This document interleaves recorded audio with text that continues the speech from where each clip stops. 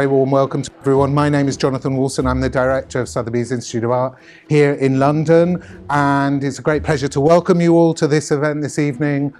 It's a particular pleasure to collaborate with Bloomsbury Publishing, who after all are our neighbours on Bedford Square, and talking about publishing houses in Bedford Square. Some of you may not know that we are also in a building that used to house an illustrious publishing house, Jonathan Cape, and back in the day used to host visitors of the likes of Ernest Hemingway and Ian Fleming, but we have a way more distinguished group of visitors to introduce you to this evening to talk about methods of research in the art market, and in particular in the context of this important new resource, Bloomsbury Art Markets. So we're going to have a conversation for half an hour, 40 minutes, and then we're going to open it out to you guys to ask questions or make comments. So please think about anything that you would like to say or ask. But let me introduce you to let me introduce the distinguished panel to you. First of all, on my right is Francis Fowle, who is ex-Sotheby's employee, I believe I've dug up, so there you go. But more importantly, currently chair of 19th century art at the University of Edinburgh and senior curator of the National Galleries of Scotland, and also the chair of the Association for Art History, the author of many significant works in the field of Impressionism and Post-Impressionism, and also a curator in those and related areas. So warm welcome to you, Francis. And then next to Francis, we have Catherine Brown, who is Senior Lecturer in Art History and Visual Culture at Loughborough University, with expertise and numerous publications to her name in the fields of modern and contemporary art, the art market or art markets, and digital art history, on which she has published a significant collection of essays in 2020, The Companion to Digital Humanities and Art History. So welcome to you, Catherine. Thank you. And last but not least, we have Johannes, whom, as you've already heard, is both the founder and editor-in-chief of Bloomsbury Art Markets. He's an academic art historian with expertise in High Renaissance, Italian High Renaissance and Leonardo, but also himself an art dealer. And perhaps bridging those two different disciplines is a factor that has produced this new and original resource of Bloomsbury Art Markets. But we're going to find that out now, because I'm going to start by asking Johannes to say a few words and introduce the project to us. Thank you. Thank you very much, Jonathan. I will quickly step to the lectern because I can control the slides better like that. But I will join you in a second again. And it's really just to give a very brief quick idea of how it all started. I should say that my family has quite a long history dating back to Munich, where my grandfather was involved, joined his half-brother in a gallery in 1922, and they soon specialized in German 19th century art, particularly romantics. One of the icons that they managed to sell to the Swiss collector Oskar Reinhardt in 1930 is this beautiful painting by Caspar David Friedrich showing a view over the Baltic Sea. And so the gallery was really thriving and doing well up to 1933, when, as we all know, the NS regime came to power and quickly moved to really destroy the Jewish art market. And a lot of the art market was, of course, directed. A lot of people of Jewish descent were involved in the art market in Germany, and particularly in Munich at the time. Munich was actually an extraordinary center of the art market. So my family was lucky enough to be able to move to Switzerland, actually thanks to Oskar Reinhardt. I just show you a family photo of the newly arrived family in Switzerland, in St. Gall in 1936. And then my grandfather was actually still very active as a, also during the war, after the war, and also before the war, and he had a certain role in transferring works of art, particularly from Jewish collections, from Germany to Switzerland. And that played an important role also after the war. But as we all know, the questions surrounding looted art, lost art, they had first, after the war, been treated very seriously. But in the later 1950s, people thought, well, we can close this chapter now. We have tried to do our best to relocate art that was lost or robbed, and we will move on now. And from then onwards, for a long time, provenance research was not an issue in the art market and indeed in the art world. When I joined the gallery then in the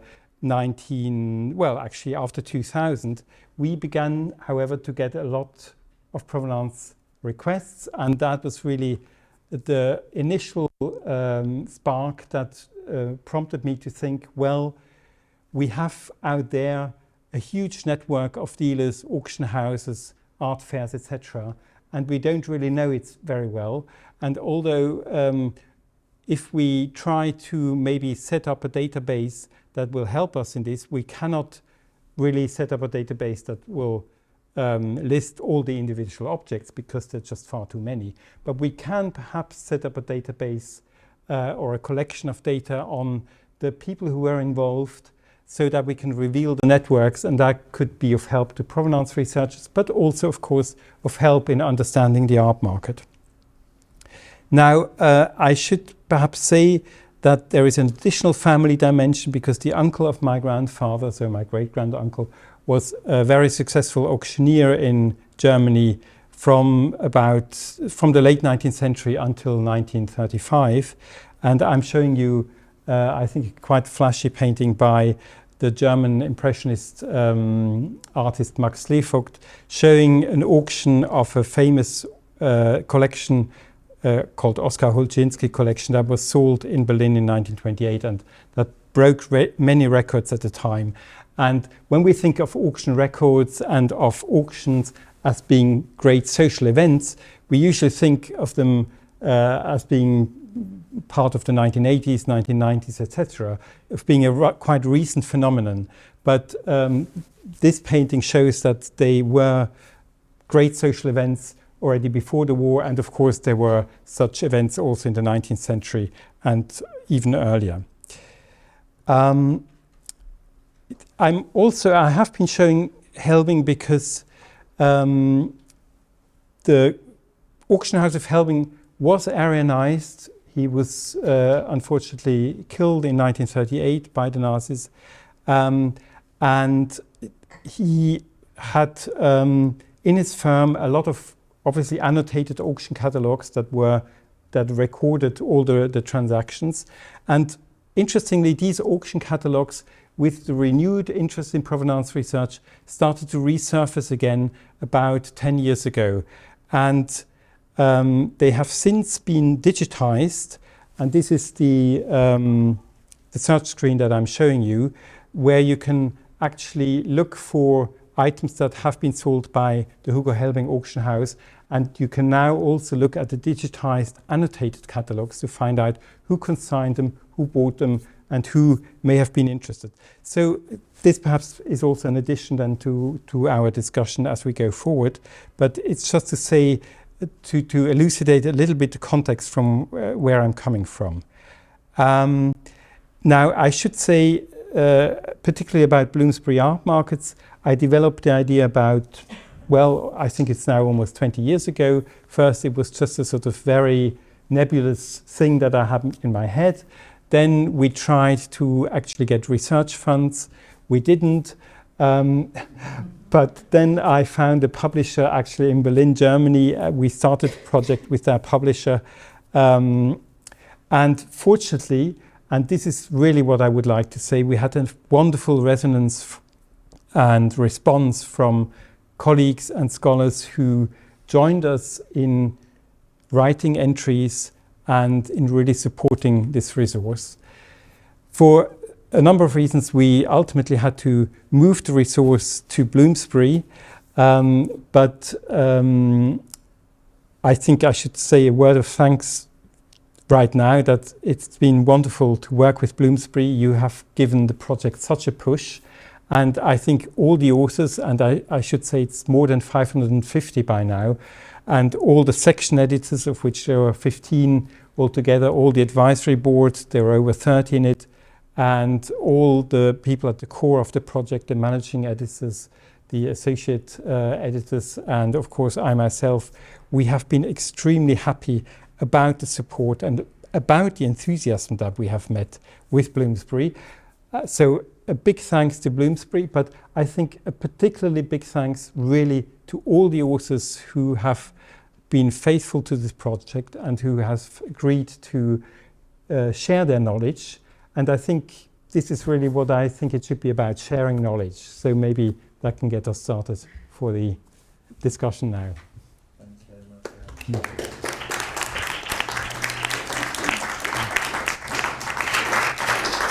Thanks very much. And yes, my first question, which is directed to Francis and Catherine, is about research methods in the art market. Where have they been? What are they like? And how do you feel that Bloomsbury Art Market contributes to them? So, Francis, I can start. I was one of the authors, I have to say. So I'm absolutely thrilled that it's come to fruition, because it's incredible how many people have contributed to this project, and it's a marvellous resource. When I started off researching the art market, which was a very long time ago, I wrote my PhD in the early 1990s on an art dealer, Alexander Reed, and there was absolutely nothing. You had to physically go to an archive if you wanted to research it. I mean, you still have to do that to a certain extent today, but so much more has been digitised, and digitisation has really, I think it's a combination of digitisation, but also you were mentioning, of course, the provenance research index, the Getty research index, provenance research index has made a huge difference. And my first job was actually, I was appointed by the National Galleries initially in 2001 as their provenance research curator. So it was the impact of that phenomenon, really, that kind of brought art market studies on. In my day, I think I was inspired by Malcolm G. I mean, his thesis was published in 1981, and that was so that was kind of my first encounter, probably. And then I didn't encounter someone like Raymond Moulin. We were just talking about her and how influential she was as a French sociologist until much later, partly because her work was, although it was generated in the 1960s, it wasn't published in English until the late 80s, and then of course it was then in the domain of sociology. But then gradually art history has absorbed these other, or has kind of intersected with other disciplines such as sociology and economics to create art market studies. And one of the things I think is fascinating about our discipline is that it combines object-based research, which is what I was sort of brought up on in the late 70s, and the more kind of social art history approach, which was advocated by T.J. Clark around the same time. And it kind of is a, it brings the two together, and it's a definitely an expanding area now, isn't it? I mean, I'm sure you have lots to say about that. And I think I come to this in part as a digital humanities scholar. And that's particularly important, I think, in the study of art markets. Art markets are particularly data-driven. And we find, you can find data about trends in prices, about artists reputations. And the whole area is permeated by these databases. And that's great. It's terrific on one hand because it gives us a whole bunch of information. On the other hand, though, we've got to ask questions like, who's creating that information? What are the algorithms? How is it being used? Who owns it? And I see something like, you've actually talked about Bloomsbury Art Markets as a database. I actually see it as a much more humanistic resource that complements the data. And I think it was back in 2001 that the digital humanities scholar Lev Manovich said, we've got the database on the one hand and we've got narrative on the other, and they're diametrically opposed. The database is just a bunch of stuff. Narrative is something to do with cause and effect. So I see what you're doing here as something that's actually enabling us to put the narrative back into the data. So we're not just reliant on the quantitative stuff. We can actually zip things together and get a more synthetic view of the humanistic resources and narratives that complement the quantitative resources over on this side. Mm-hmm. Do you agree with that, Johannes? Yeah, I think that's a very interesting point. And I'm even wondering, I mean, I haven't done it because I have been speaking a long time, but we could have a quick look at, you know, when you do a search, we would have to have the beamer back on. I don't know whether that's possible. Do you want to do that quickly? So it's just to really speak about that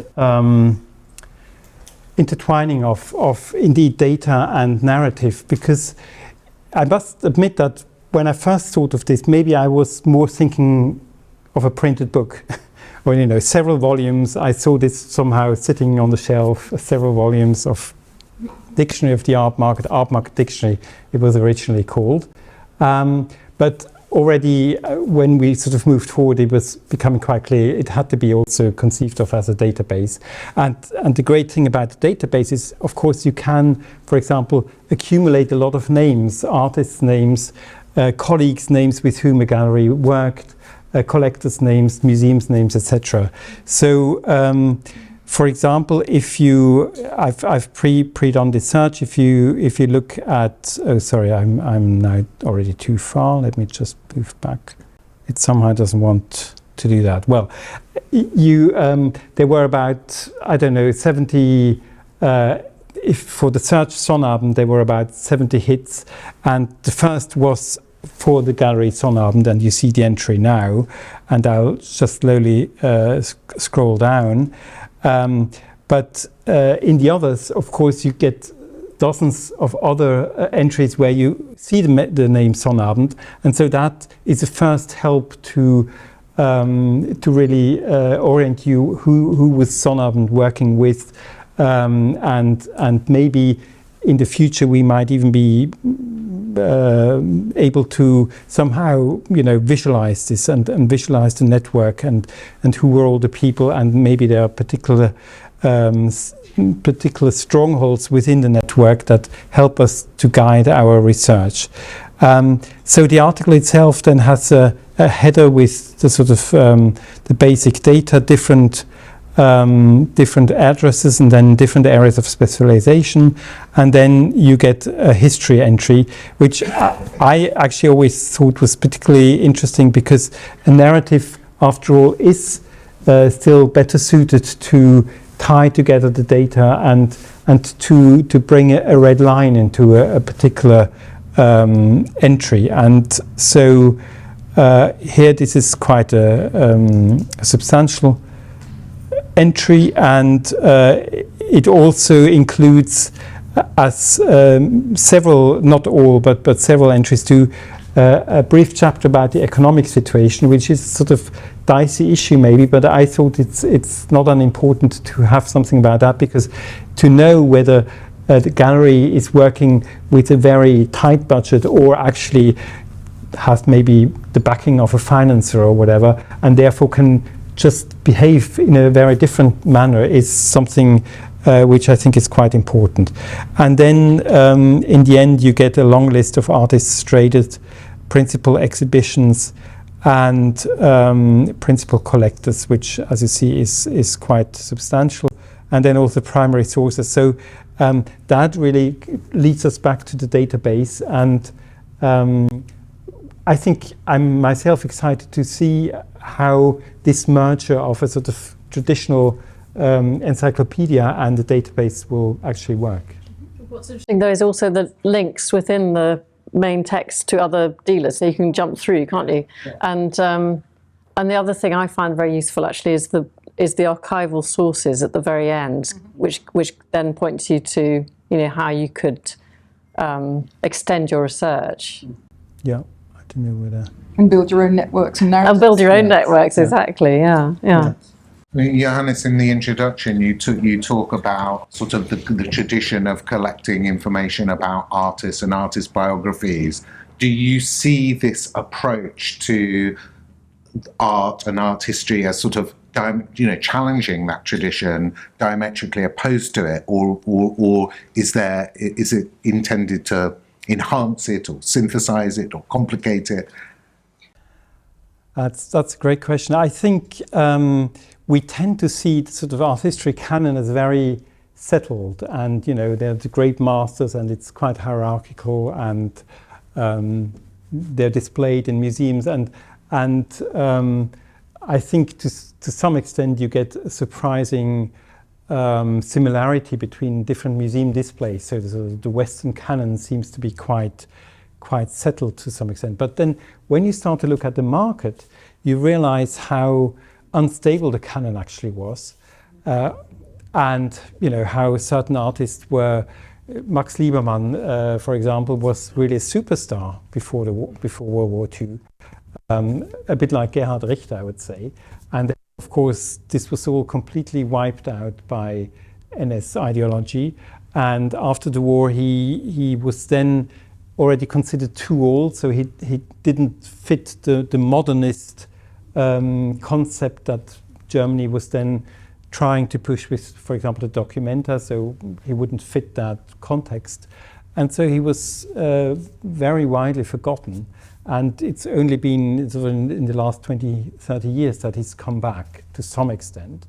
But that's a phenomenon, it happens again and again in so many different places. And I think understanding the market better will also help us to better understand the changes in the canon of the arts. And therefore, does this resource expand our knowledge, not just of the market per se, but in a way of art history? Are there areas that it is bringing to light that perhaps we wouldn't know about from a sort of purely art historical point of view? Well, I suppose it's highlighting areas which are not traditionally part of the kind of art historical approach. If one could talk about the traditional approach, it's an approach which is becoming more and more sort of trendy. But there aren't that many departments. We were just talking about this again. There aren't that many departments yet in art history departments in Britain anyway that focus on art market. I mean, that's becoming more common, isn't it? So, Loughborough, do you teach art markets? You've got to distinguish between actually having a department that focuses on it and thinking about how the study of art markets impacts on the study of art history more generally. I mean, if you put a bunch of artists in a room, they don't talk about history, they don't talk about aesthetics, they talk about money. That's true. And that's perfectly right and proper. I mean, being an artist is a difficult thing to do. It's a very precarious job. And, we've got to admire them, admire anyone who goes into that profession. Matisse was criticised in the 1930s for producing work for the market. Degas produced articles that he sold while doing more experimental stuff out the back. There's nothing wrong with that. But once we start to think about how artists are managing to survive economically, make money, and be creative, then we start to get different stories. And I think appreciating that and bringing those narratives out, it means that the study of art markets is not some abstract thing. It's actually about people. And that's really interesting. That's true. It's obviously true. And actually, I do think there is a push. I've noticed again, since 2000, let's say, that this kind of tendency in art history generally for people to think more about what was motivating the artists. They were commercially minded. People are thinking in a more commercial way. I mean, art historians are thinking in a way. So it is. But this something like this will hopefully have more of an impact, a further impact. And I can imagine you developing new sort of subheadings and themes, and this is, as you say, it's an emerging area, it's an emerging resource. So it's going to keep developing, I think, in interesting ways. Yeah, and it can grow. I think that's a nice thing. It can grow in different directions. I mean, the first thing we should perhaps think about, database only covers Europe and North America from 1900 to the present. And even there, I think, well, first of all, I must stress, we've launched it now with 2,300 entries. In the end, it will have 4,000, but it will be complete only by 2025. So if you don't find an entry, that may well mean that it's in the pipeline, but not there yet. But even 4,000 is, in a way, not enough. You could still go on and add, I think, several thousand of really interesting galleries, individuals, auction houses also, and make this more complete. And then I think it would be vital for this resource to also move to other continents, and possibly I would love it to move also to other periods, but that's maybe the last step to take. Do you have preferences, the three of you, about supposing it was going to expand backwards in time or geographically, where would you want it to go? Well, I would like it to go back in time, but that's because I'm more of a historian. And also, I suppose the point is that the art market dates back to, it didn't just sort of spring out of nothing in the 19th century. But there is I was actually surprised by how many entries there are on 19th century dealers, because that is the kind of, very rich period when the art market was emerging as a powerful entity. So yes, I would like it to go back in history. I'd also like it to be a bit more, potentially it could, if you were able to provide links to other primary sources. You mentioned catalogues, annotated catalogues, that kind of thing. That would be really an incredibly useful resource. So primary source material. And also maybe links to other, I think there are plans actually to make links to other publications within the Bloomsbury, within Bloomsbury Publishing, but one could have links again to, I suppose you don't want to have anything outside Bloomsbury, but potentially to other sort of sources, other secondary sources. I think expanding, as you said, Johannes, beyond the Anglo-European canon would also be ultimately important. And there's, I think, a lot of really interesting scholarship and ideas coming out of Indigenous artists and gallerists working with Indigenous artists, particularly, and most recently I've been talking to people in Australia, Canada, the US, but particularly Australia. I think lots of dialogues going on there, and I think working with communities, actually broadening not just the themes but also the authors and who contributes to it, could be something really interesting, so that we actually had voices from, for example, Indigenous communities. I suppose there are other major markets like the Chinese art market. So I mean the Indian market, there really is a lot of potential. It's just how you harness it and also how you find authors, etc. Yeah, and I mean we think about the globalized world, but I think the markets still tend to be quite local actually, and they also tend to be very unfair. I mean sometimes collectors focus not only on a particular artist, but on a particular period of an artist, and leaving aside all the other things, which is a strange thing. But also, completely focused in on a particular area and not realizing that there are so many other interesting markets out there, and hopefully, possibly, including those might also open the vision to. I mean, South America has very interesting art markets, not just for pre-Columbian art, but really also for all sorts of Western art or Indigenous art that is being created now. And again, I think there's a whole universe to be explored. And I think over there, scholarship is also getting more and more interested in these markets themselves. So there's also actually growing scholarship about it. But just following on from that, I mean, you might also think about. I mean, it's something that I think that this resource could do as it develops even further, which is thinking about art markets beyond the usual kinds of art market institutions. So, I mean, we've already started talking about auction houses, dealers, collectors.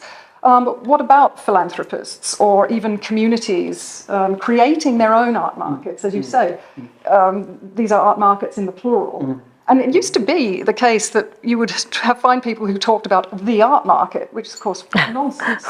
And so as we start to think of it as a much more pluralistic, fragmented, call it what you like, environment, again, you find people creating their own ways of surviving financially and trading in art. So we get a much bigger palette on which to draw when putting together a picture of this particular area, which is and great. Catherine, you have written quite critically about democratization and transparency, and it sounds like you feel that this does have the potential to open up art markets. You're right, and I have written somewhat critically about art markets, and who controls the information about artists, who controls the data, how that data is managed to promote certain artists above others. And I talked about that in terms of a democratization. And in fact, Johannes came to me and says, well, why should it be so democratized? Is that the right word? And in a sense, you're right. We can also think of it as simply access to information. So, the more we can make, I believe in transparency. I want the information to be out there and available to as many people as possible.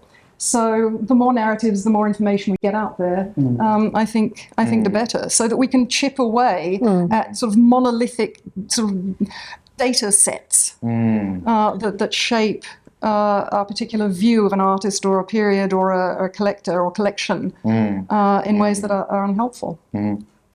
Do the three of you have a view? Is this primarily an academic resource? Is this primarily a resource for art historians, or does it have commercial applications? Is it for provenance research, for dealers, for auction houses, and so on?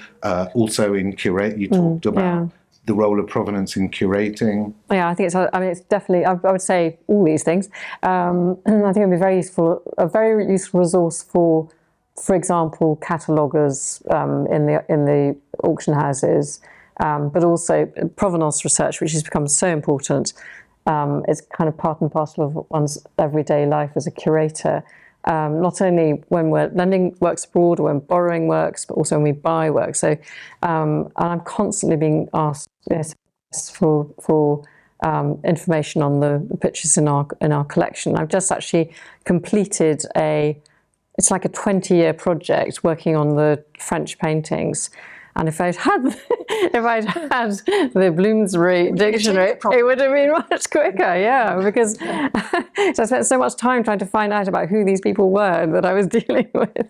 And it's just the other day, someone actually asked me a question about our Seurat drawing, which is being lent. It's being lent to the Royal Academy exhibition, and in the provenance is Arthur Gault, or Arthur Gault, I suppose he must be, or was it Alfred Gault, which I'm sure Mary Kate knows. And I thought, oh my goodness, Jewish Berlin dealer who bought this picture or owned this picture in the operative period, and it rang all sorts of alarm bells. But then I was able to I actually looked up the dictionary and was and managed to kind of comfort myself that he wasn't involved in any forced sales or anything like that, and that he'd actually had an exhibition of Impressionist art at the time the picture came into the collection, because there was also a connection with Etienne Bignoux, who has had recently had kind of doubts cast on his or there have been question marks around his activities post-war. But again, if you read the entry on Etienne Bignoux was actually a director of Reading Lefebvre, and the picture also went through Reading Lefebvre. So there were very clear reasons why the picture had the provenance that it had, and I was able to kind of resolve that problem. But it was just very useful to be able to look up and check immediately, whereas it would have taken quite a long time previously. So that's an example of just how one problem was solved. Yeah. And I think it's fair to say that it's also relevant to art history generally, as opposed to simply art markets as a discipline.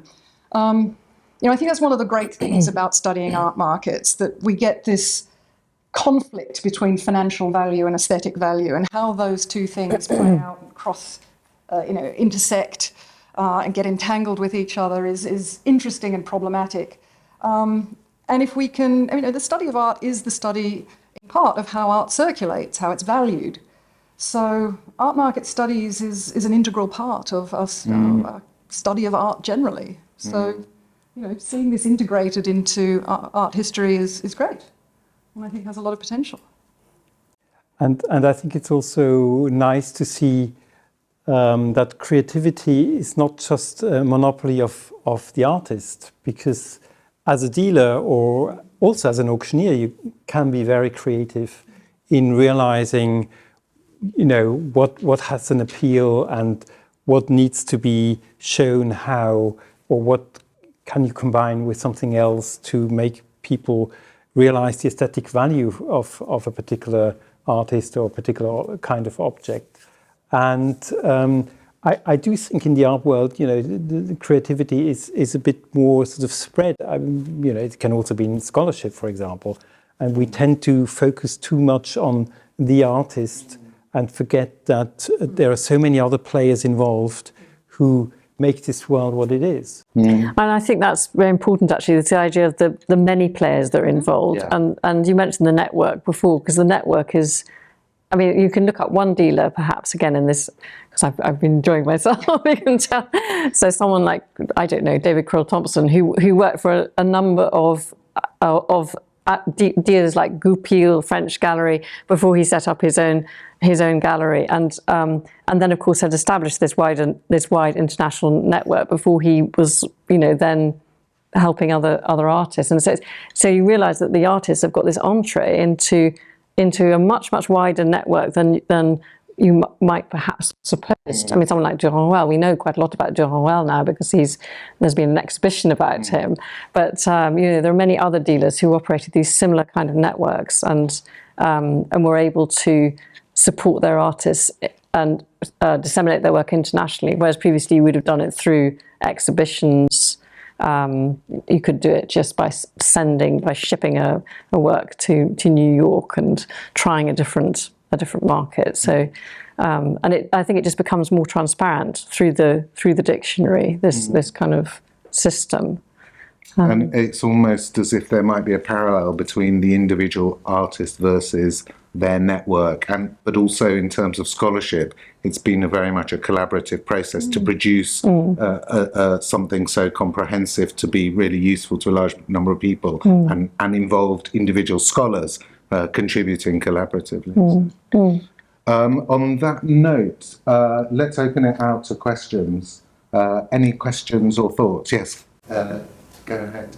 I was wondering how dynamic you intend for this to be, because obviously information about these galleries and things can come up whenever it comes up, and sometimes you can find something out which is actually completely will change the perception you might have of a dealer, for example. How dynamic do you intend the interest to be in terms of will they change whenever that happens, and how quickly do you expect that information to go live? No pressure.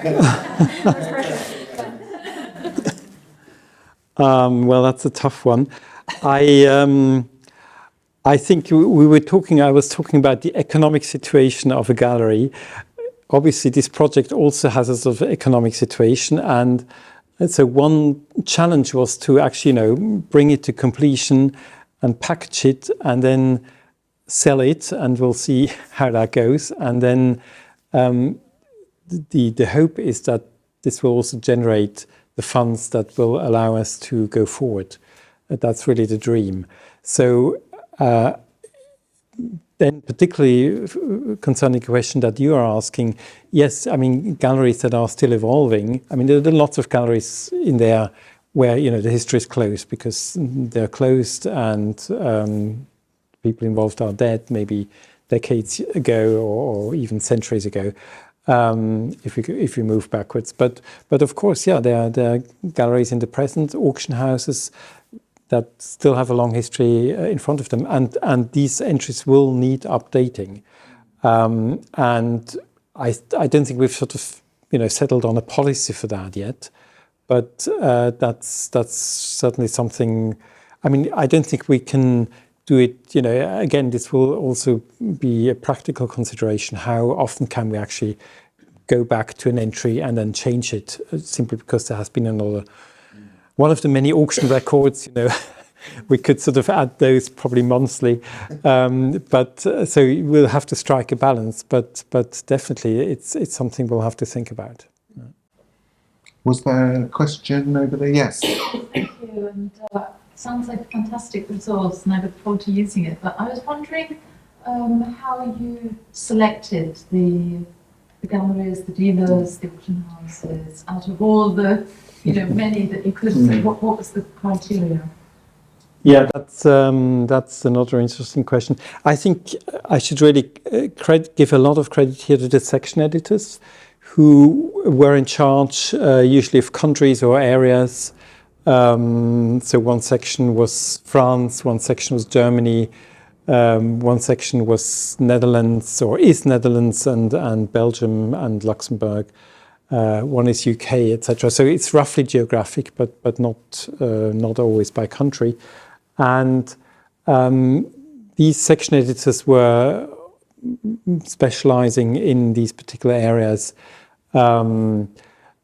Obviously, they also, as we had to do, they had to explore, and because it happened quite frequently that you come across a name and you're not sure is this an important figure or not, and it requires research to actually find out. So, when we felt that there was something there, we went forward. It also was sometimes affected by existing scholarship. If there was already something research had been done on a particular subject, then we were of course much more keen to choose this also for an entry. But we tried to balance it as much as we could. However, having said that, I'm certain that there are still important figures out there that we are not covering. And that's the beauty of a database. We can still, we are really happy for people to come to us and say, seems to be missing. Don't you want an entry? Don't you want to have an entry about this? And then we will consider it. And if we think it's worth it, then definitely. Yes, over there. Yes, your project sounds incredibly valuable. From the tenor of your conversation, it sounds as if it's about fine art. Is that the case? Because you mean high art rather than decorative arts? Yes. I mean high art. I shouldn't say high art. As a researcher into decorative and applied arts, the art market, and decorative arts, I have to say I confess to despair. Because the Getty Provenance Index literally stopped photographing an auction catalogue when it started to talk about furniture. All the issues you've discussed today, networks, economics, aesthetics, cultural, social implications, apply absolutely to the decorative and applied arts. The museum, the dynamic of the dealer and the museum, which I know France is doing volume on.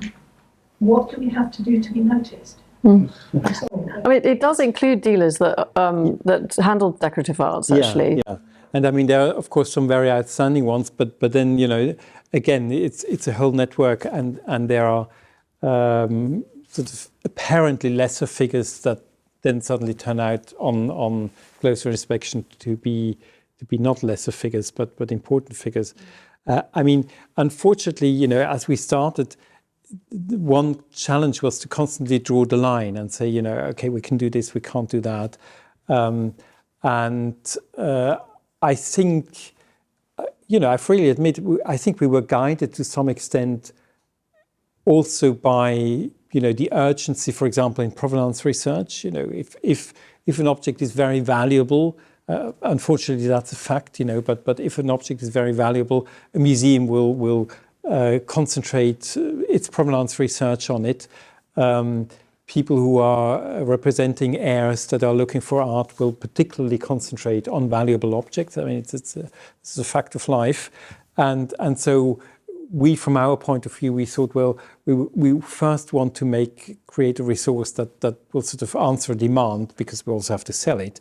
And so therefore, we will concentrate on what seems most important. But of course, you're right, sort of from a point of view of cultural history, applied arts are just as important, also for spreading fashions and spreading ways of seeing things. Interior design suddenly affects what kind of art you want to display on your walls and so on. So also important in restitution issues. I mean, Yeah. there have been some very notable ones recently about the restitution of objects. It really isn't confined to paintings. There are people at the V&A, like Schumacher, for example, who work precisely on that area. So I would say that,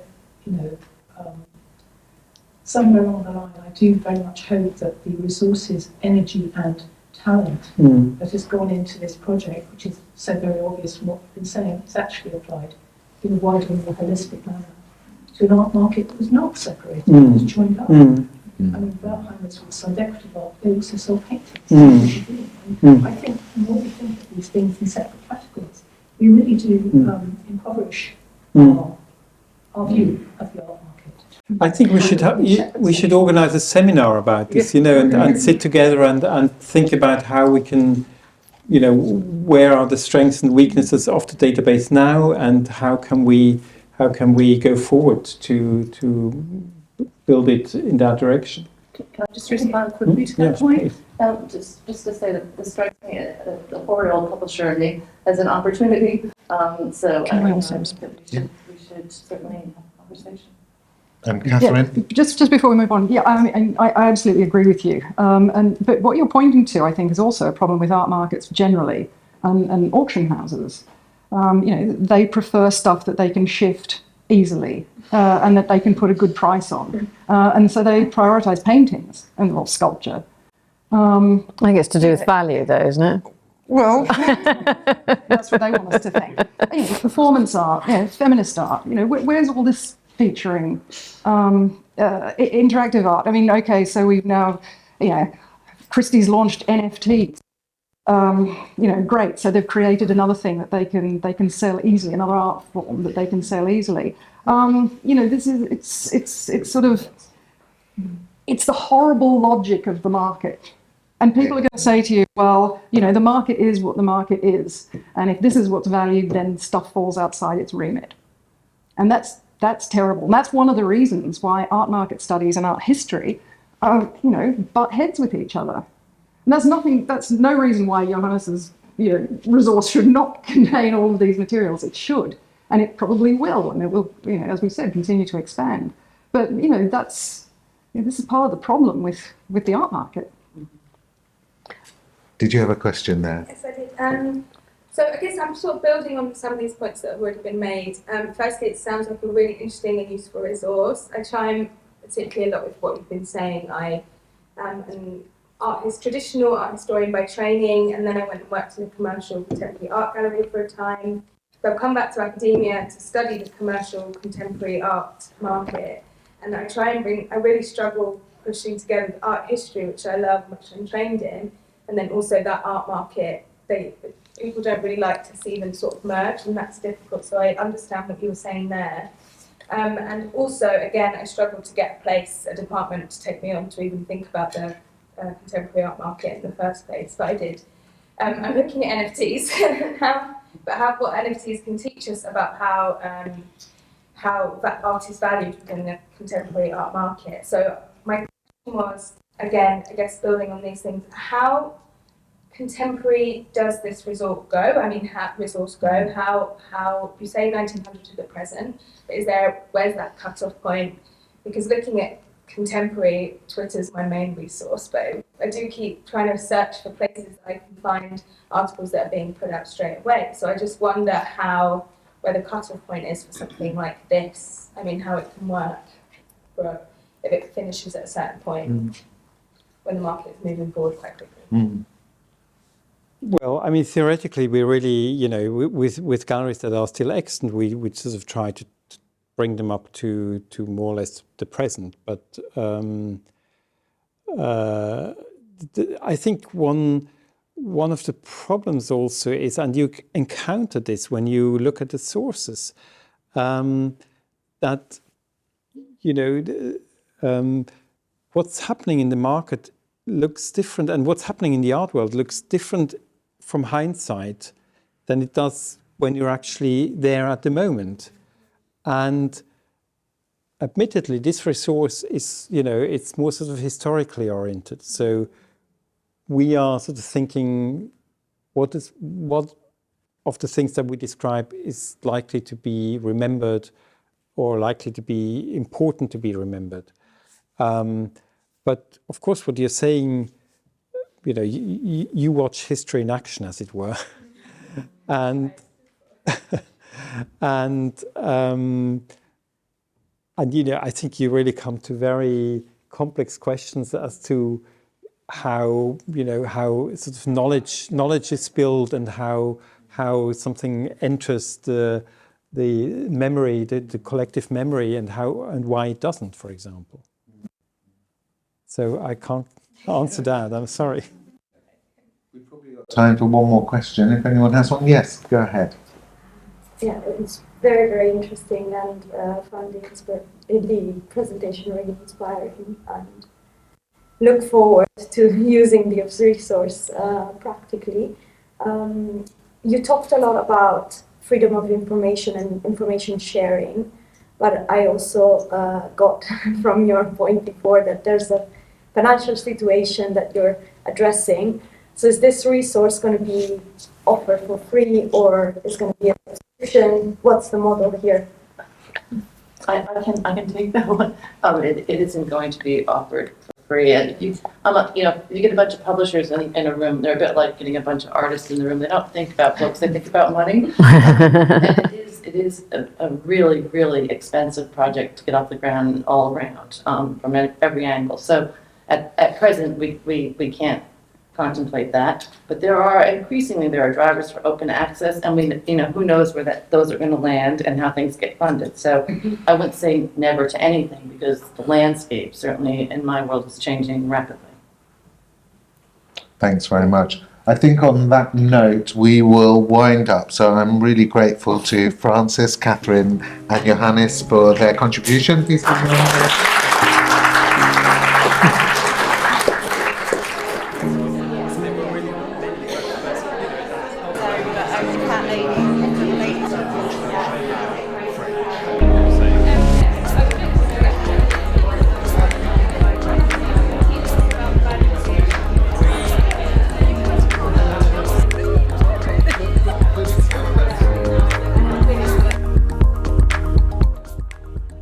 Jonathan Woolfson. I'm the director of Sotheby's Institute of Art London. The event was effectively a launch event for Bloomsbury Art Markets, which is an important new resource about the art market from the 1900 to the present day, and it's a resource for people trying to understand the art market and how it evolved, its networks, its principal actors, its institutions, currently in Europe and North America. Yeah, I was really pleased. I was delighted with how many people came. I think it demonstrates there's tremendous interest in this field. It's a relatively new field and a developing field. We know about the history of art, but this was the history of the art market, which is something rather different. And so hopefully, as time goes on, this discipline will grow and develop and become integrated with art history. So my name's Catherine Brown, and I'm from Loughborough University, and it was a real delight to participate in the panel discussion tonight, to talk about art markets, to introduce a resource, and also to think about how it can develop in the future, because I think that art markets and the study of art markets are central to the study of art history, and that's my particular interest. So it's been a pleasure to be here. I was absolutely amazed at the turnout. It's fantastic to see this interest in art market studies. And I just take that as a sign that we're doing the right thing, we're working in the right area, and this is something that's going to continue to grow. My name's Frances Fowle, and I'm Professor of 19th Century Art at University of Edinburgh and Senior Curator of French Art at the National Galleries of Scotland. And I really enjoyed today. It was really interesting to get the feedback from the audience, and actually to think about the areas where the dictionary could be expanded.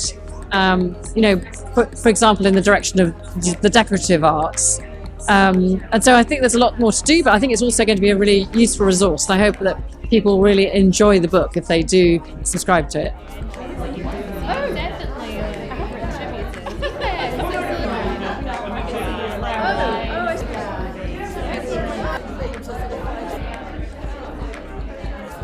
My name is Mary Kay Cleary. I'm lecturer of art business here at Sotheby's Institute, and I think this is a fantastic resource that we learned a lot about. We learned about its significance in its current form, how it's going to progress, and I think it's really thrilling that we have gotten to take part in it as authors. I'm an author of one of the entries, but also to see the broader scholarly community's response to it has been really meaningful. Yes, I think it's an excellent turnout for the event and definitely supports Bloomsbury's commitment to this area of research. Hi, I'm Caroline McCaffrey-Howarth, and I'm a lecturer in 18th and 19th century French and British art history at the University of Edinburgh. And I'm one of the contributing authors to the Bloomsbury Art Market series. So I'm really delighted to see it actually come to fruition tonight and to get the database launched into the world. I'm a particular expert in decorative arts. I'm really excited to see the database expand to really take into consideration dealers, galleries, auction houses working on the decorative arts and material culture more broadly. And yeah, really looking forward to seeing how this can be used as a useful tool for students, for academics, curators, and anyone interested in the art market.